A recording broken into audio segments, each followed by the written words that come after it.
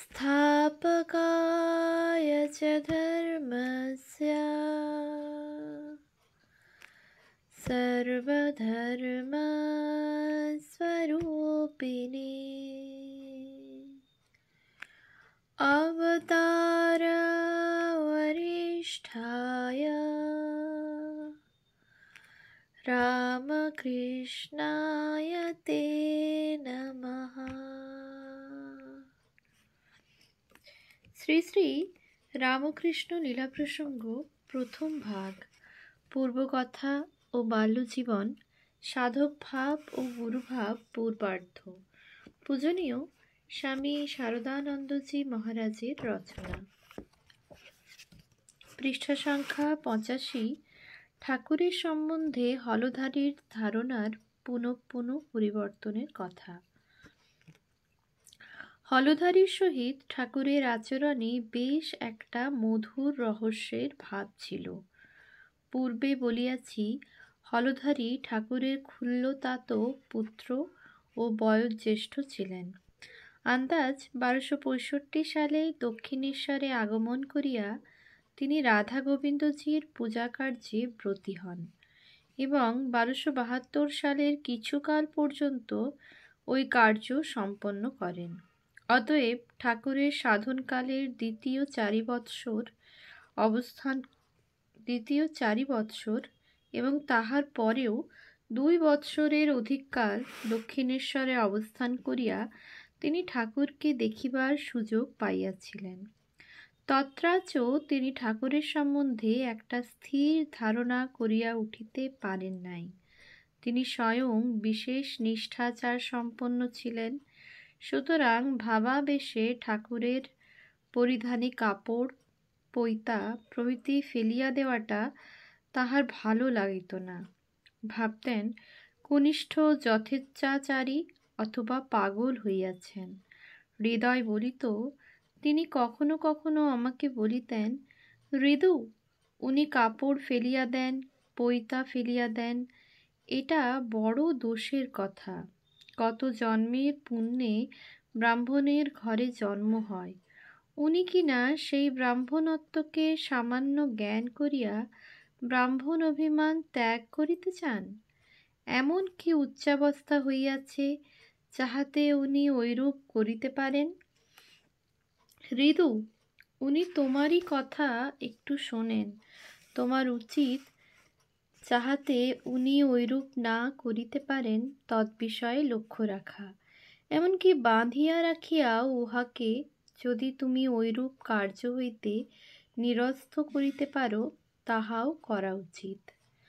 আবার পূজা করিতে করিতে ঠাকুরের নয়নে প্রেমধারা, ভগবৎ নাম গুণশ্রবণে অদ্ভুত উল্লাস ও ঈশ্বর লাভের জন্য অদৃষ্টপূর্ব ব্যাকুলতা প্রভৃতি দেখিয়া তিনি মোহিত হইয়া ভাবিতেন, নিশ্চয়ই কনিষ্ঠের ওই সকল অবস্থা ঐশ্বরিক আবেশে হইয়া থাকে, নতুবা সাধারণ মানুষের কখনো তো ঐরূপ হইতে দেখা যায় না।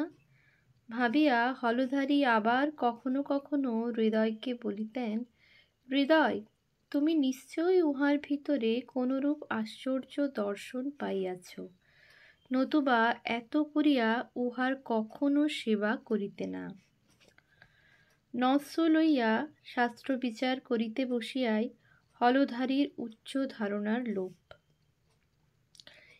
ঐরূপে হলধারীর মন সর্বদা সন্দেহে দোলায়মান থাকিয়া ঠাকুরের প্রকৃত অবস্থা সম্বন্ধে একটা স্থির মীমাংসায় কিছুতেই উপনীত হইতে পারিত না। ঠাকুর বলিতেন, আমার পূজা দেখিয়া মোহিত হইয়া হলধারী কত দিন বলিয়াছে, রামকৃষ্ণ, এইবার আমি তোকে চিনিয়াছি। তাতে কখনো কখনো আমি রহস্য করিয়া বলিতাম, দেখো আবার যেন গোলমাল হয়ে না যায়। সে বলিত, এবার আর তোর ফাঁকি দিবার জো নাই, তোতে নিশ্চয়ই ঈশ্বরীয় আবেশ আছে, এবার একেবারে ঠিকঠাক বুঝিয়াছি। শুনিয়া বলিতাম, আচ্ছা দেখা যাবে।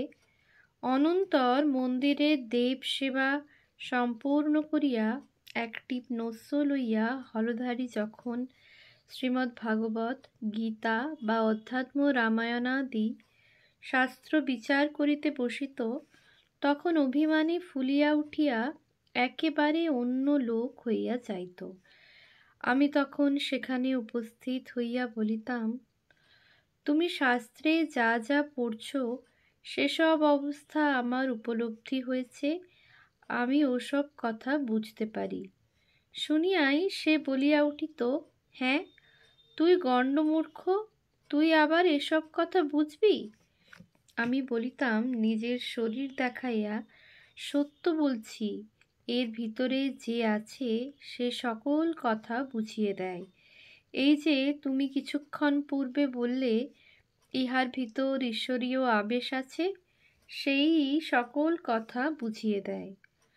হলধারী ওই কথা শুনিয়া গরম হইয়া বলিত, যা যা মূর্খ কোথাকার, কলিতে কল্কি ছাড়া আর ঈশ্বরের অবতার হবার কথা কোন শাস্ত্রে আছে? তুই উন্মাদ হইয়াছিস, তাই ঐরূপ ভাবিস। হাসিয়া বলিতাম, এই যে বলেছিলে আর গোল হবে না, কিন্তু সে কথা তখন শোনে কে? এই রূপ এক আধ দিন নয়, অনেক দিন হইয়াছিল। পরে একদিন সে দেখিতে পাইল, ভাবাবিষ্ট হইয়া বস্ত্র ত্যাগপূর্বক বৃক্ষের উপরে বসিয়া আছি এবং বালকের ন্যায় তদবস্থায় মূত্রত্যাগ করিতেছি। সেই দিন হইতে সে একেবারে পাকা করিল, স্থির নিশ্চয় করিল, আমাকে ব্রহ্মদৈত্যে পাইয়াছে। কালীকে তমগুণময়ী বলাই ঠাকুরের হলধারীকে শিক্ষাদান। হলধারীর শিশুপুত্রের মৃত্যুর কথা আমরা ইতঃপূর্বেই উল্লেখ করিয়াছি। ওই দিন হইতে তিনি কালীমূর্তিকে তমগুণময়ী বা তামসী বলিয়া ধারণা করিয়াছিলেন। একদিন ঠাকুরকে ওই কথা বলিয়াও ফেলেন। তামসী মূর্তির উপাসনায় কখনো আধ্যাত্মিক উন্নতি হইতে পারে কি? তুমি ওই দেবীর আরাধনা করো কেন? ঠাকুর ওই কথা শুনিয়া তখন তাহাকে কিছু বলিলেন না, কিন্তু ইষ্ট নিন্দা শ্রবণে তাহার অন্তর ব্যথিত হইল। অনন্তর কালী মন্দিরে যাইয়া সজল নয়নে শ্রী শ্রী জগন্মাতাকে জিজ্ঞাসা করিলেন, মা, হলধারী শাস্ত্রজ্ঞ পণ্ডিত, সে তোকে তমগুণময়ী বলে, তুই কি সত্যই ঐরূপ? অনন্তর জগদম্বার মুখে ওই বিষয়ে যথার্থ তত্ত্ব জানিতে পারিয়া ঠাকুর উল্লাসে উৎসাহিত হইয়া হলধারীর নিকট ছুটিয়া যাইলেন এবং একেবারে তাহার স্কন্ধে চাপিয়া বসিয়া উত্তেজিত স্বরে বারংবার বলিতে লাগিলেন, তুই মাকে তামসী বলিস? মা কি তামসী? মা যে সব ত্রিগুণময়ী, আবার শুদ্ধ সত্য গুণময়ী। ভাবাবিষ্ট ঠাকুরের ঐরূপ কথায় ও স্পর্শে হলধারীর তখন যেন অন্তরের চক্ষু প্রস্ফুটিত হইল। তিনি তখন পূজার আসনে বসিয়াছিলেন। ঠাকুরের ওই কথা অন্তরের সহিত স্বীকার করিলেন এবং তাহার ভিতর সাক্ষাৎ জগদম্বার আবির্ভাব প্রত্যক্ষ করিয়া সম্মুখস্থ ফুলচন্দনাদি লইয়া তাহার পাদপদ্মে ভক্তিভরে অঞ্জলি প্রদান করিলেন। উহার কিছুক্ষণ পরে হৃদয় আসিয়া তাহাকে জিজ্ঞাসা করিল, মামা, এই তুমি বলো রামকৃষ্ণকে ভূতে পাইয়াছে, তবে আবার কি তাহাকে ঐরূপে পূজা করিলে যে? হলধারী বলিলেন, কি জানি হৃদু, কালীঘর হইতে ফিরিয়া আসিয়া সে আমাকে কি যে একরকম করিয়া দিল, আমি সব ভুলিয়া তার ভিতর সাক্ষাৎ ঈশ্বর প্রকাশ দেখিতে পাইলাম। কালী মন্দিরে যখনই আমি রামকৃষ্ণের কাছে যাই, তখনই আমাকে ঐরূপ করিয়া দেয়। এই এক চমৎকার ব্যাপার, কিছু বুঝিতে পারি না। ঐরূপে কাঙালিদিগের পাত্রাবশেষ ভোজন করিতে দেখিয়া হলধারীর ঠাকুরকে ভৎসনা ও ঠাকুরের উত্তর। ঐরূপে হলধারী ঠাকুরের ভিতর বারংবার দৈব প্রকাশ দেখিতে পাইলেও নস্য লইয়া শাস্ত্রবিচার করিতে বসিলেই পাণ্ডিত্যাভিমানে মত্ত হইয়া পুনর্মূষিকত্ব প্রাপ্ত হইতেন। কাম কাঞ্চনে আসক্তি দূর না হইলে বাহ্য শৌচ, সদাচার ও শাস্ত্রজ্ঞান যে বিশেষ কাজে লাগে না এবং মানবকে সত্য তত্ত্বের ধারণা করাইতে পারে না, হলধারীর পূর্বোক্ত ব্যাপার হইতে এ কথা স্পষ্ট বুঝা যায়। ঠাকুর বাড়িতে প্রসাদ পাইতে সমাগত কাঙালিদিগকে নারায়ণ জ্ঞান করিয়া ঠাকুর এক সময়ে তাহাদের ভোজনাবশেষ গ্রহণ করিয়াছিলেন। এ কথা আমরা পূর্বেই বলিয়াছি। হলধারী উহা দেখিয়া বিরক্ত হইয়া তাহাকে বলিয়াছিলেন, তোর ছেলে মেয়ের কেমন করিয়া বিবাহ হয় তাহা দেখিব। জ্ঞানাভিমানী হলধারীর মুখে ঐরূপ কথা শুনিয়া ঠাকুর উত্তেজিত হইয়া বলিয়াছিলেন, তবে রে শালা, শাস্ত্র ব্যাখ্যা করবার সময় তুই না বলিস জগৎ মিথ্যা ও সর্বভূতে ব্রহ্মদৃষ্টি করিতে হয়? তুই বুঝি ভাবিস আমি তোর মতো জগৎ মিথ্যা বলবো অথচ ছেলে মেয়ের বাপ হব? ধিক তোর শাস্ত্রজ্ঞানে। বালক স্বভাব ঠাকুর আবার কখনো কখনো হলধারীর পাণ্ডিত্যে ভুলিয়া ইতিকর্তব্যতা বিষয়ে শ্রী শ্রী জগন্মাতার মতামত গ্রহণ করিতে ছুটিতেন। আমরা শুনিয়াছি, ভাব সহায়ে ঐশ্বরিক স্বরূপ সম্বন্ধে যে সকল অনুভূতি হয় সে সকলকে মিথ্যা প্রতিপন্ন করিয়া এবং ঈশ্বরকে ভাবাভাবের অতীত বলিয়া শাস্ত্র সহায়ে নির্দেশ করিয়া হলধারী ঠাকুরের মনে একদিন বিষম সন্দেহের উদয় করিয়াছিলেন। হলধারীর পাণ্ডিত্যে ঠাকুরের মনে সন্দেহের উদয় ও শ্রী শ্রী জগদম্বার পুনর্দর্শন ও প্রত্যাদেশ লাভ ভাব মুখে থাক। ঠাকুর বলিতেন, ভাবিলাম তবে তো ভাবাবেশে যত কিছু ঈশ্বরীয় রূপ দেখিয়াছি, আদেশ পাইয়াছি, সে সমস্ত ভুল। মা তো তবে আমায় ফাঁকি দিয়াছে। মন বড়ই ব্যাকুল হইল এবং অভিমানে কাঁদিতে কাঁদিতে মাকে বলিতে লাগিলাম, মা, নিরক্ষর মুখ্য বলে আমাকে কি এমনি করে ফাঁকি দিতে হয়? সে কান্নার তোড় বেগ আর থামে না। কুঠির ঘরে বসিয়া কাঁদিতেছিলাম।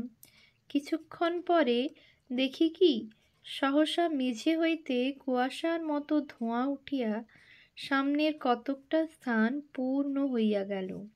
তারপর দেখি তাহার ভিতরে আবক্ষলম্বিত শ্বশ্রু একখানি গৌরবর্ণ জীবন্ত সৌম্য মুখ। ওই মূর্তি আমার দিকে স্থির দৃষ্টিতে দেখিতে দেখিতে গম্ভীর স্বরে বলিলেন, ওরে, তুই ভাব মুখে থাক, ভাব মুখে থাক, ভাব মুখে থাক। 3 বার মাত্র ওই কথাগুলি বলিয়াই ওই মূর্তি ধীরে ধীরে আবার ওই কুয়াশায় গলিয়া গেল এবং ওই কুয়াশার মতো ধূমও কোথায় অন্তর্হিত হইল। ওই রূপ দেখিয়া সেবার শান্ত হইলাম। ঘটনাটি ঠাকুর একদিন স্বামী প্রেমানন্দকে সম্মুখে বলিয়াছিলেন। ঠাকুর বলিতেন, হলধারীর কথায় ঐরূপ সন্দেহ আর একবার মনে উঠিয়াছিল। সেবার পূজা করিতে করিতে মাকে ওই বিষয়ের মীমাংসার জন্য কাঁদিয়া ধরিয়াছিলাম। মা ওই সময়ে রতির মা নাম্নী একটি স্ত্রীলোকের বেশে ঘটের পার্শ্বে আবির্ভূতা হইয়া বলিয়াছিলেন, তুই ভাব মুখে থাক।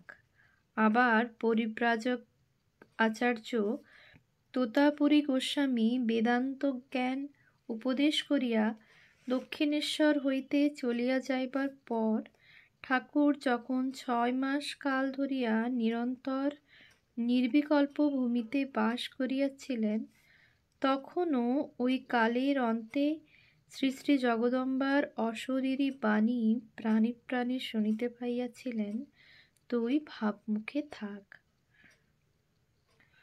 ওম শান্তি শান্তি শান্তি।